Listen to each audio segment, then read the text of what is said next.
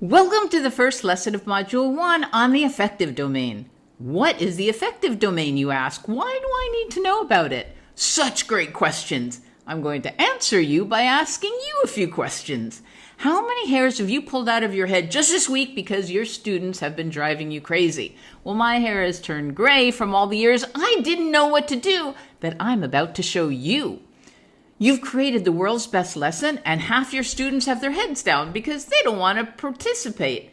But why, you're asking? I'll give you a few really possible reasons and solutions. You want to plan project-based lessons, but you're wondering how in the world your students are going to work together effectively, right? It's all about the affective domain. In this module, you're going to learn the techniques to reach your students so they're cooperative, patient, respectful, curious, and involved. How can that be? Well, it turns out that if we don't make the affective domain a priority when we're planning our projects, a lot of that planning becomes much less effective. That's why in a whole course on phenomenon-based learning, we begin with the affective domain.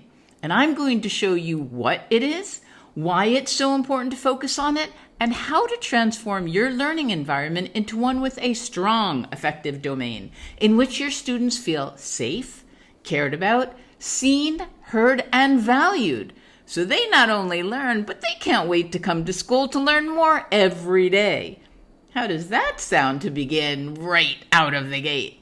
Quick reminder, there's a scaffolding activity that introduces the key concepts of this lesson, and there's a double value of the scaffold. In the first place, it will help you pre-learn the information you're about to explore with me, and in the second place, you can use the same scaffold with your students. So if you haven't done it yet, go ahead, stop the video, take 5 minutes to do it, and then come back. And you're going to see how important that technique was in assimilating the information you're about to explore.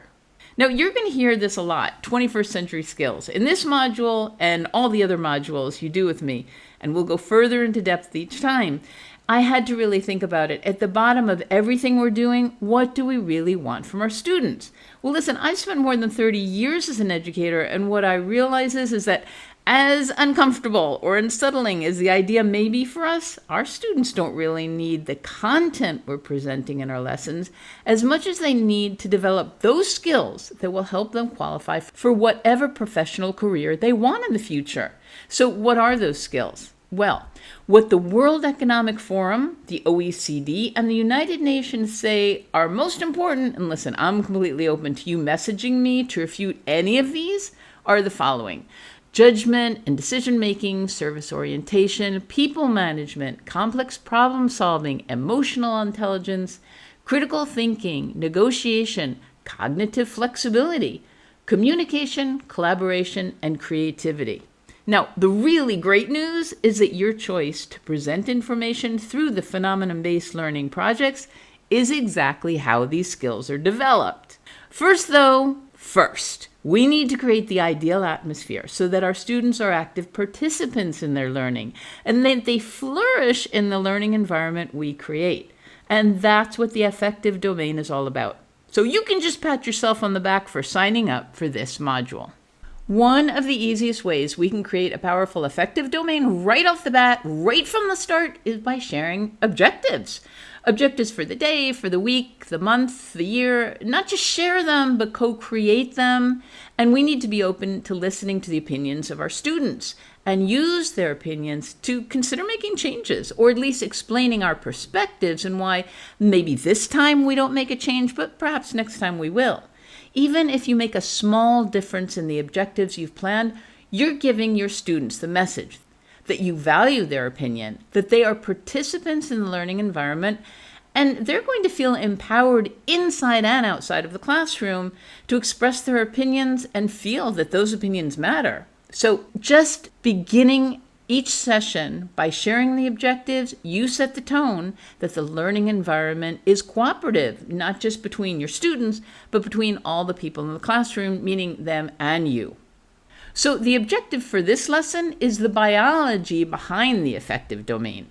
We're going to be looking at the 3 domains of learning laid out by Benjamin Bloom and his team: That name might be familiar to you, and see why biologically the affective domain needs to be addressed before any of the other two. And just as I mentioned before, I believe in a collaborative learning environment, so even though these lessons aren't synchronous, I encourage you to send me messages with suggestions whenever you want about the course.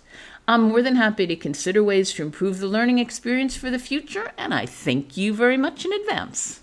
So let's begin. How do we learn? I've noticed that I forget what it means to be a learner until I begin learning something new.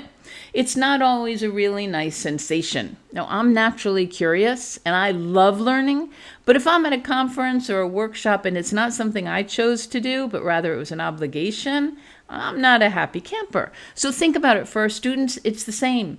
They do not have the choice to come to our classes every day. If you're 15 and under in any country, you are obligated to be by the government in school. And those older students, they are obligated by their parents. That's just a fact. So if that's why they're there, it behooves us to do everything we can to make it a wonderful place to be. So, why not? Isn't it part of our responsibility on this planet to raise the vibration and bring more positivity into as many aspects of life as possible? Yes, I'm on my platform right now. But I'm going to give you some questions, and I want you to really think about them. And I'm going to pause after each one because they're really important to reflect on. And I tell teachers all the time, reflection is one of our superpowers as teachers. And the more we think about our choices, the more effective educators we become. All right, you ready? How do you feel when you begin learning something new? What emotions come up for you when you don't understand a new concept, the speaker's going too quickly, the speaker's using words that are unfamiliar to you, he or she indicates that your questions are insignificant, doesn't permit you to speak to the people around you, you have to sit and be quiet, you're not allowed to move around, that would drive me crazy. And how do you feel when someone tells you that you must do something, how quickly you have to do it, and that there are absolute correct and incorrect answers? So please think about this and be honest with yourself. Nobody's going to hear your answers, and this is the perfect time to evaluate your reactions to being in a new learning environment, one that may not be ideal.